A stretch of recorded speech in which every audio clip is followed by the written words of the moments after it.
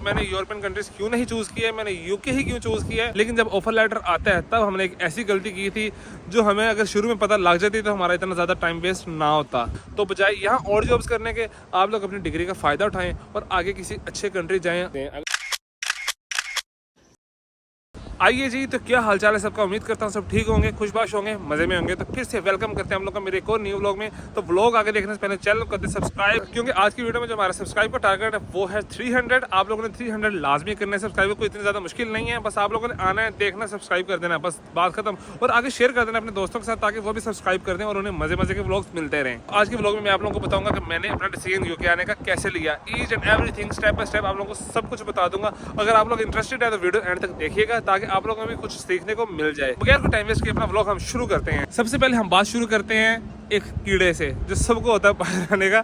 वो हमें भी था, ठीक है, इसलिए हमने डिसीजन लिया था बाहर आने का। बाकी आप लोगों को मैं बता दूंगा, मैं बैचलर्स जब कर रहा था मेरा तब से माइंड बन गया हुआ था कि यार मैंने जो अपना मास्टर्स है ना अब्रॉड जाके ही करना है, वो चाहे फिर यूके हो, चाहे यूरोपियन कोई कंट्री हो या कोई भी कंट्री हो, मैंने अब्रॉड जाके ही करना है। तो फिर जब मेरा बैचलर्स का लास्ट सेमेस्टर था तो तब मैं रिसर्च करना शुरू हो गया कि यार मुझे कौन सी कंट्री जाना चाहिए अपने मास्टर्स के लिए, क्योंकि मेरा बैचलर्स जो था बिजनेस एडमिनिस्ट्रेशन में था और उसके बाद मुझे आगे मास्टर्स भी बिजनेस सब्जेक्ट में ही लेना पड़ना था। यूके मेरी पहली चॉइस बिल्कुल भी नहीं थी। मेरी पहली चॉइस थी यूरोपियन कंट्रीज। यूरोप में भी 2-3 कंट्रीज बस मुझे पसंद थे ज़्यादा, और जहाँ मैं जाना चाह रहा था। मैंने यूरोपियन कंट्रीज क्यों नहीं चूज किया है, मैंने यूके ही क्यों चूज किया है, इस क्वेश्चन का आंसर आपको वीडियो देखते देखते मिल जाएगा। तो आप लोग वीडियो एंड तक देखिएगा। सबसे पहले मैंने यूरोपियन कंट्रीज टारगेट करना शुरू किए थे। सबसे पहले मैंने इटली के बारे में रिसर्च की, फिर नेदरलैंड्स के बारे में रिसर्च की, फिर फ्रांस के बारे में रिसर्च की, क्योंकि ये 3 कंट्रीज मुझे पसंद थे और इन्हीं 3 कंट्रीज में मैं जाना चाह रहा था पहले शुरू में। तो फिर हमने इन तीनों कंट्रीज में से हमने नेदरलैंड को टारगेट किया, ठीक है। लास्ट सेमेस्टर जब मेरा खत्म हो गया था तो मैंने आइट्स की अपनी तैयारी शुरू की, आइट्स मैंने किया और नेदरलैंड की यूनिवर्सिटी ढूंढना शुरू कर दी। फिर आखिरकार हमें एक यूनिवर्सिटी मिली जो हमने डिसाइड की कि हाँ इधर ही जाना है हमने। जब हमने नेदरलैंड्स की यूनिवर्सिटी फाइनलाइज कर ली थी तो मैंने सोच लिया था कि इस पर जिंद जान लगा देनी है, लेकिन एडमिशन हमने इधर ही लेना और जाना नेदरलैंड्स ही है।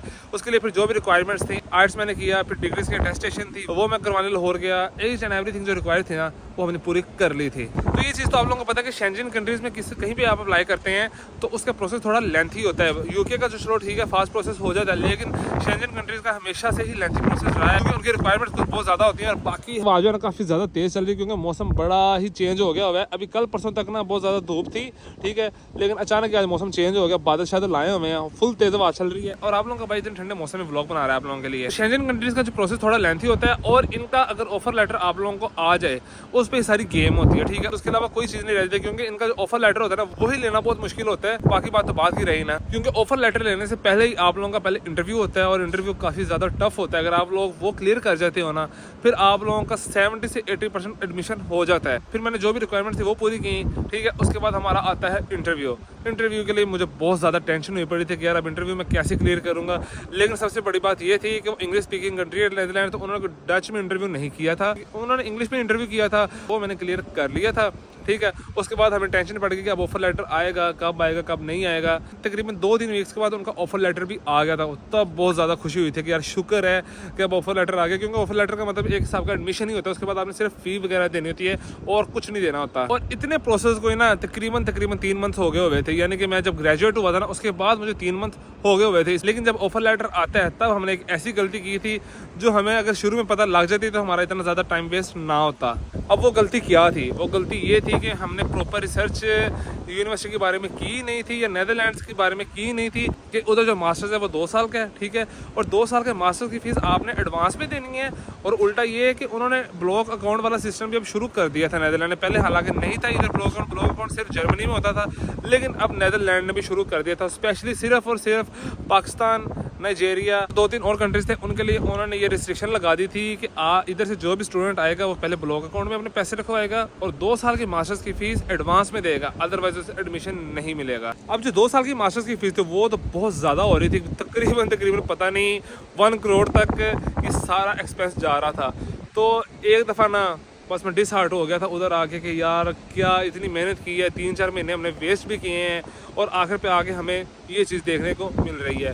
तो वो ज़रा टाइम बहुत ज़्यादा मुश्किल था। फिर मैं डिसहार्ट एक दफ़ा ऐसा हो गया था कि यार मैंने कहा था कि छोड़ो यार बाहर अप्लाई करना ही नहीं है, पाकिस्तान से कर लेंगे, बाहर हमने कुछ नहीं जाना है। क्योंकि यार मेरा पॉइंट तो ये था कि आराम से हम अपनी डिग्री करेंगे, ठीक है, और वापस अपने कंट्री आ जाएंगे, अच्छी जॉब या बिजनेस शुरू कर लेंगे या आगे किसी मिडिल ईस्ट कंट्री निकल जाएंगे। मेरा शुरू से माइंड ये था, मेरा ये बिल्कुल भी माइंड नहीं रहा कि यार जाके सेटल होना है, ठीक है, उधर ही पक्के होना है, कागज़ लेने, ये वो ईच एंड एवरीथिंग ऐसी, मतलब कि मैंने बिल्कुल भी नहीं सोचा हुआ था। जब मैं डिसाइड हुआ तो बस फिर मैंने यार कह दिया कि अब मैंने बाहर का अप्लाई नहीं करना। लेकिन होता फिर ये है कि फैमिली आप लोगों के साथ होती है तो वो आप लोगों को सपोर्ट करते हैं, और मेरी पूरी फैमिली ने मुझे बाहर आने के लिए काफ़ी ज़्यादा सपोर्ट किया है, ठीक है। यानी कि ये नहीं है कि उन्होंने कह दिया कि चलो ठीक है ये नहीं हुआ ना से रहने दो।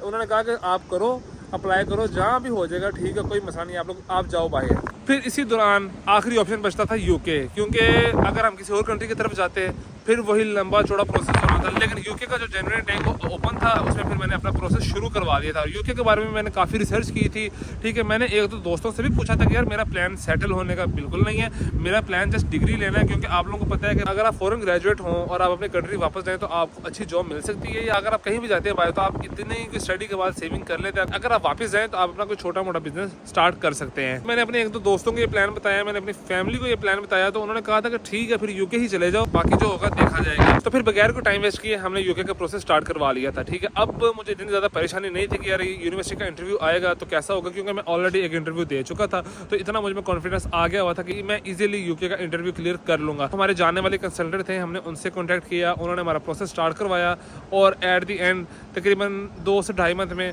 हमारा यूके का ऑल टू ऑल प्रोसेस हो गया हुआ था। और जनवरी में मेरा एडमिशन हो गया था, और 17 जनवरी को मैं इधर आ गया था यूके में। तो कुछ ऐसे करके मैंने अपना यूके का डिसीजन लिया था, और अब ये बिल्कुल भी नहीं है कि मैं इधर रहूंगा कि यार बहुत बुरा डिसीजन था, मुझे तो नहीं आना चाहिए था, मुझे कहीं और जाना चाहिए था, बिल्कुल भी नहीं। मैं ऐसी बिल्कुल भी हरकतें ये बात नहीं करूंगा, क्योंकि आप लोगों को चीज़ों को फेस करना चाहिए, क्योंकि अगर आपने आगे कहीं मूव होना है, अगर आपने वापस ही जाना है तो आप लोगों को एक इंटरनेशनल एक्सपोजर मिल जाता है, और आप लोगों को चीज़ें समझ आ जाती हैं, काफ़ी हद तक आप लोग चीज़ें सीख जाते हो बाहर आके। तो फिलहाल ये पूरी की पूरी मेरी जर्नी थी यूके आने की, यानी कि पहले मैंने स्टार्ट कहीं और से लिया, जाना कहीं और था, इधर मैं गया। और आप लोगों में से 70 से 80% ऐसे लोग होंगे जिन्होंने सबसे पहले कोई और कंट्री चूज किया होगा और आखिर पे यूके का उनका प्लान बना होगा। तो मैं उन्हें यही कहूँगा कि आप लोग अपने डिसीजन पे रिग्रेट ना करें, बस आप लोग मेहनत करें, स्ट्रगल करें, इंशाल्लाह अल्लाह पाक आपको अगर इधर लेके आए ना, तो अगर आप लोगों का प्लान कहीं और जाने का ना, या कुछ बेहतर करने का, अल्लाह पाक वो भी आप लोगों को पूरा कर देंगे, बस आप लोग मेहनत करें अपनी। तो फिलहाल मैं तो यही प्लान लेके आऊँगा, आराम से इधर डिग्री करेंगे और अपनी डिग्री का कहीं यूज़ करेंगे आगे किसी कंट्री जाने का, ठीक, क्योंकि आप लोगों को पता है कि यूके की डिग्री की काफ़ी ज़्यादा वैल्यू होती है। अगर आप लोगों को भी कुछ आता है तो आप लोग अगर इधर डिग्री करने आ रहे हैं तो सीखें भी कुछ लाजमी, अपनी फील्ड के बारे में लाजमी स्टडी करें और कुछ सीखें, ताकि अगर आप आगे कहीं जाएँ, किसी भी कंट्री जाए, मिडिल ईस्ट जाते हैं या ऑस्ट्रेलिया USA कहीं भी जाते हैं, आप लोगों के पास अपनी डिग्री की स्किल हो या डिग्री के बारे में कुछ पता हो, तो आगे आपको आराम से वाइट कॉलर जॉब उधर मिल जाए। हाँ, ये मैं आप लोगों को बता सकता हूँ कि इधर सिर्फ और सिर्फ और जॉब्स हैं, ठीक है। आप यूरोप में कहीं भी चले जाएँ, या मतलब आप यूरोप में या यूके में कहीं भी है ना, और जॉब सबसे पहले आपको करनी पड़ती हैं ये। लेकिन यूके की सिचुएशन कुछ ऐसी है कि अब जो वाइट कॉलर जॉब है ना, काफ़ी रेयर है यार, मतलब कोई लकीस्ट पर्सन होगा जिसे कोई वाइट कॉलर जॉब मिल जाएगी अपनी डिग्री के बाद। लेकिन अक्सर यहाँ और जॉब्स ही करते हैं, तो बजाय यहाँ और जॉब्स करने के आप लोग अपनी डिग्री का फ़ायदा उठाएं और आगे किसी अच्छे कंट्री जाएँ और जाकर आराम से वाइट कॉलर जॉब करें और अपनी लाइफ स्पेंड करें, अय्याशी करें। तो ये थी मेरी पूरी की पूरी यूके आने की जर्नी। अब हम अपना व्लॉग यहाँ एंड करते हैं, फिर मिलेंगे आपसे न्यू व्लॉग में। तब तक के लिए अपना ख्याल रखिएगा और चैनल को कर दीजिएगा सब्सक्राइब और वीडियो कर दीजिएगा लाइक। फिर मिलेंगे आपसे न्यू व्लॉग में। अल्लाह हाफिज़।